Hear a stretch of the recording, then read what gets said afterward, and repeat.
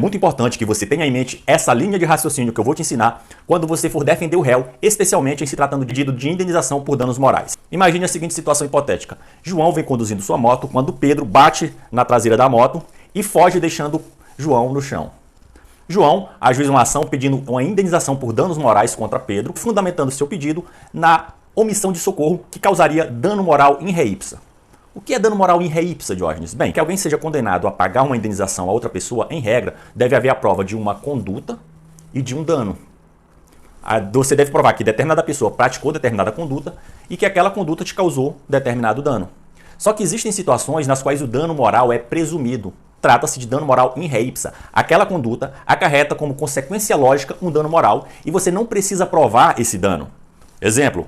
Alguém foi lá e matou o teu filho. Você precisa provar que a morte de um filho causa um dano moral? Não. Outro exemplo bem interessante, de acordo com a jurisprudência do STJ, inscrição indevida do nome da pessoa em cadastros de inadimplentes. Se você tem seu nome, por exemplo, colocado no Serasa indevidamente, você não precisa provar que você teve um abalo, um sofrimento, nada disso. Você só precisa provar essa conduta e o dano moral é in re ipsa. Apenas a título de curiosidade, se você já estava com o nome sujo e foi inscrito novamente, dessa vez indevidamente, não há direito a dano moral, apenas a retirar essa segunda inscrição indevida. E João alegou que o dano moral nesse caso era in re ipsa, uma vez que Pedro deixou de prestar socorro como determina a legislação. Todos achavam que o caso estava ganho para João.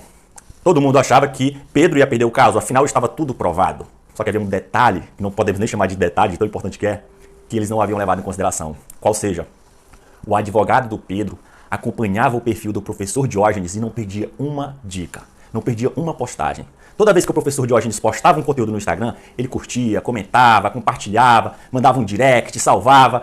E ele assistia também o vídeo por completo, para que ele tivesse uma maior taxa de retenção, pois o algoritmo do Instagram também leva em consideração essa métrica. Quanto por cento do vídeo a pessoa assiste, por exemplo. O advogado do João também acompanhava o professor Diógenes, só que ele nunca interagia com as postagens, ele tinha uma baixa taxa de retenção, começava a assistir e já saía. Então, desse modo, sempre que o professor Diógenes postava um conteúdo, o algoritmo já entregava para o advogado do Pedro. Já o advogado do João recebia 10% do conteúdo, e isso fez toda a diferença. O advogado do Pedro, seguindo as lições aprendidas no perfil do professor Diógenes, desenvolveu o seguinte raciocínio que você vai desenvolver sempre que você estiver diante de ações envolvendo pedidos de indenização por dano moral. De acordo com o artigo 373, inciso 1 do Código de Processo Civil, ao autor incumbe o ônus de comprovar o fato constitutivo do seu direito. Portanto, quando alguém alega que sofreu um dano moral, não basta que ele prove a conduta da outra parte, mas ele deve provar também o dano moral. Embora exista o chamado dano moral in re ipsa, trata-se de uma situação excepcional. A regra é que o autor tem que provar o fato constitutivo do seu direito, sob pena de desnaturação do instituto e a fomentação da famigerada indústria do dano moral. Todo mundo se sente estimulado a levar ao judiciário todos os constrangimentos, todos os aborrecimentos da vida em sociedade, a fim de buscarem uma indenização por dano moral e assim se locupletarem à custa de outrem. Vale ressaltar também que o dano moral in re ipsa mitiga o princípio do contraditório e da ampla defesa, pois dificulta sobremaneira a defesa do réu. De acordo com a doutrina e a jurisprudência, o dano moral é a lesão a direito da personalidade, que são direitos muito relevantes para o ser humano. Logo, não se pode desnaturar esse instituto, considerando que qualquer aborrecimento em sociedade seja considerado uma violação a tais direitos de tamanha importância para o ser humano. Não se pode dizer que a simples evasão do local é suficiente para gerar um dano moral, uma lesão a direito da personalidade. Não é que nunca a evasão do local não possa causar dano moral, mas esse dano tem que ser provado, não é a simples evasão do local que causa dano moral. Portanto,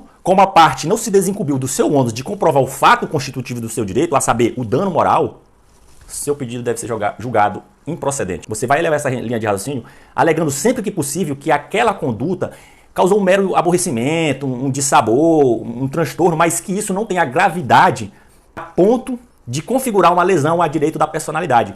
E subsidiariamente, sempre que você disser que não há dano moral, você vai pedir subsidiariamente que, caso o juízo entenda que há sim dano moral, que aquele valor pleiteado é desproporcional, é um valor absurdo, então você vai pedir uma redução como pedido subsidiário. Agora, voltando para o caso lá do João e do Pedro. O STJ acolheu a tese do Pedro? Resposta, sim. Leia comigo. A omissão de socorro à vítima de acidente de trânsito, por si, não configura a hipótese de dano moral in re ipsa. Eu não quero dizer que a omissão de socorro nunca gera dano moral. Pode gerar, mas é necessário que o réu comprove o dano. Se ele apenas alegar, ele não prestou socorro e isso gera dano moral presumido. Você vai alegar que não, que ele não comprovou o seu direito e, portanto, o seu pedido deve ser julgado improcedente. Mas me diz aí, qual a sua opinião? Você concorda com essa decisão do STJ ou acha que a omissão de socorro deve sempre configurar dano moral? Comente aí.